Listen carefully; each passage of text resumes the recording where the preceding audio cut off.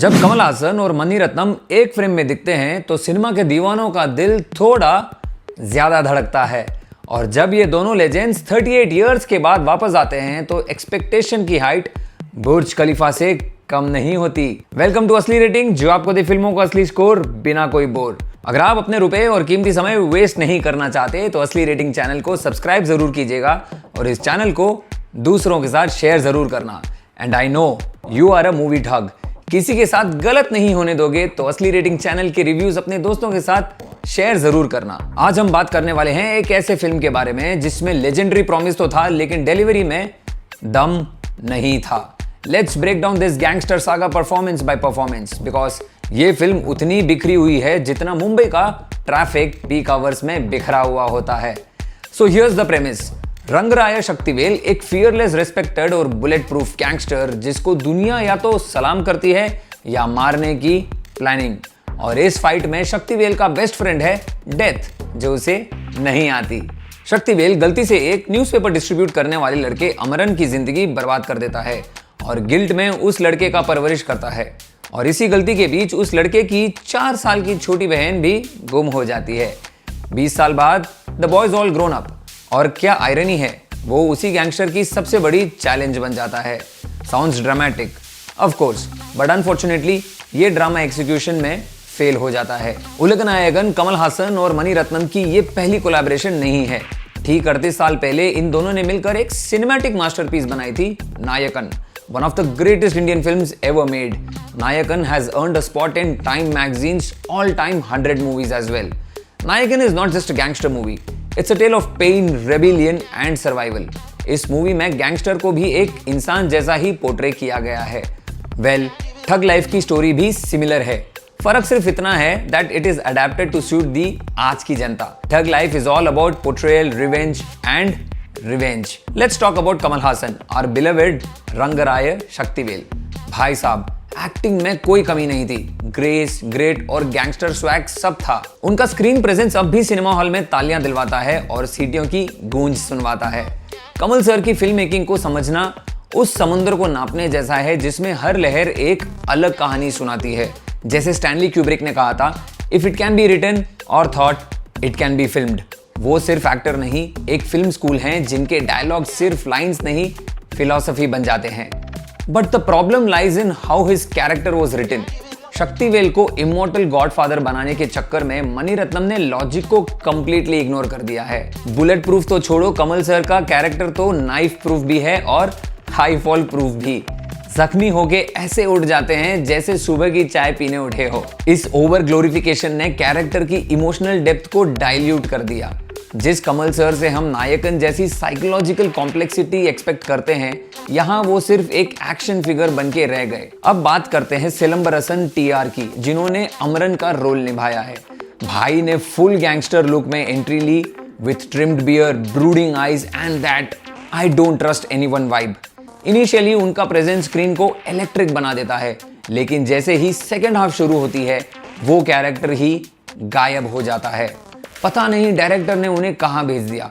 और जब वापस आते हैं तो स्क्रीन प्ले इतना स्कैटर हो चुका होता है कि उनका आर्क ऑलमोस्ट इररिलेवेंट लगता है। एक ट्रैजिक वेस्ट ऑफ पोटेंशियल था ये performance. STR deserves better material. Full marks for his intensity, dedication and performance, 0 for writing. Thug life also features Trisha Krishnan as Indrani. Trisha brings grace and sadness to her role, लेकिन script उन्हें एक छोटा सा decoration piece बना के छोड़ देती है। She could have been a layered character, लेकिन राइटर्स ने उन्हें प्रॉपर आर्क नहीं दिया। अली फजल एज दीपक, विलेन का नेव्यू, रिवेंज के मिशन पे है। बस नाम सुनते ही लगता है हाँ अब कुछ धमाका होगा, बट उल्टा ये कैरेक्टर तो सबसे प्रेडिक्टेबल निकला। विलेनी में ना ही स्टाइल है और ना ही threat. I wish Mani Ratnam sir saw Mirzapur. Seeing Ali Fazal in that ferociously macho avatar would have lit up the screen and the story as well. Sanjay Manjrekar, Nassar, Abhirami, Aishwarya Lakshmi, Ashok Selvan, Rohit Saraf, इन सारे एक्टर्स ने अपना काम ऑनेस्टली किया है। इन सारे एक्टर्स का परफॉर्मेंस और बढ़िया हो सकता था, बट ये सब कहानी का एक और मिस्ड अपॉर्चुनिटी बन जाते हैं। That is all because of poor writing. Mani Ratnam एक नाम जो सिर्फ डायरेक्टर नहीं, एक इमोशन है for any lover of Indian cinema. From Roja to Dil Se to नायकन, उन्होंने हमेशा स्क्रीन पे स्टोरीज को पोएट्री बनाया है। The starting 15 minutes of the movie, black and white वाला sequence, shows the brilliance of Mani Ratnam as a director. But in thug life ऐसा लगता है जैसे उनका सिग्नेचर टच कहीं गुम हो गया। वो लेयर्ड स्टोरी टेलिंग जिसमें हर कैरेक्टर एक मेटाफर होता था, वो यहाँ सिर्फ आउटलाइन बन के रह गया। ऐसा लगता है वो अपने ही लेगेसी के प्रेशर में डायरेक्शन को सेफ खेल गए। मनी रत्नम ने हमेशा कैओस में क्लैरिटी दिखाई है, पर यहाँ क्लैरिटी में ही कैओस बन गया। और सबसे बड़ा सरप्राइजिंग डिसअपॉइंटमेंट, AR रहमान जिस बैकग्राउंड स्कोर से आग लग जाती थी स्क्रीन्स पे, यहाँ वो बस रैंडमली बजता हुआ स्कोर फील होता है। ऐसा लगता है जैसे रहमान सर इस मूवी के लिए म्यूजिक बनाते बनाते बीच में बोर हो गए। बट रवि के चंद्रन सिनेमाटोग्राफी डिजर्व्स अपलॉज। एक एक फ्रेम एक पेंटिंग जैसा लगता है, stylish, rich and classy. Lighting से लेकर कॉम्पोजिशन तक visual story telling top notch था। अगर किसी चीज ने मुझे मूवी से एंगेज्ड रखा तो वो रवि के चंद्रन के विजुअल्स थे। ठग लाइफ एक मिस्ड अपॉर्चुनिटी है। कमल हासन और मनी रत्नम जैसे लेजेंड्स के रीयूनियन का ये रिजल्ट देखकर दिल थोड़ा दुखता है। Great visuals, potential rich cast, but weak story telling ने पूरी फिल्म को गैंगस्टर क्लीशे के म्यूजियम में कन्वर्ट कर दिया। ठग लाइफ का असली विलन है अनइंस्पायर्ड राइटिंग। स्टोरी टेलिंग एक ही जगह घूमती रहती है।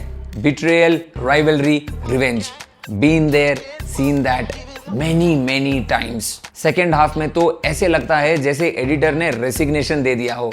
सब प्लॉट्स गायब हो जाते हैं, कैरेक्टर्स डिसअपियर हो जाते हैं और क्लाइमैक्स तक आते आते पेशेंस की टेस्ट शुरू हो जाती है। मैं इस फिल्म को सिर्फ 2 स्टार्स की रेटिंग दूंगा। अगर आप कमल सर के फैन हो तो शायद एक बार देख लो, लेकिन अपनी एक्सपेक्टेशंस को 2 गज जमीन के अंदर ही दफन करके जाना। अपना टाइम और पैसा बचाइए, पॉपकॉर्न का बजट किसी और फिल्म पे लगाइए। आपको ठग लाइफ कैसी लगी? क्या आपको भी लगा कि ये फिल्म एक इमोशनल नॉकआउट हो सकती थी बट बन गई stylistic slow burn? Comment section में अपने थॉट्स जरूर शेयर करना। अगर रिव्यू पसंद आया तो लाइक करो, सब्सक्राइब करो और बेल आइकन को दबाना मत भूलना। मैं मिलूंगा आपको अगले रिव्यू में, तब तक के लिए कीप वॉचिंग ग्रेट सिनेमा। और ग्रेट सिनेमा के लिए स्टे कनेक्टेड टू असली रेटिंग, फिल्मों का असली स्कोर, बिना कोई बोर।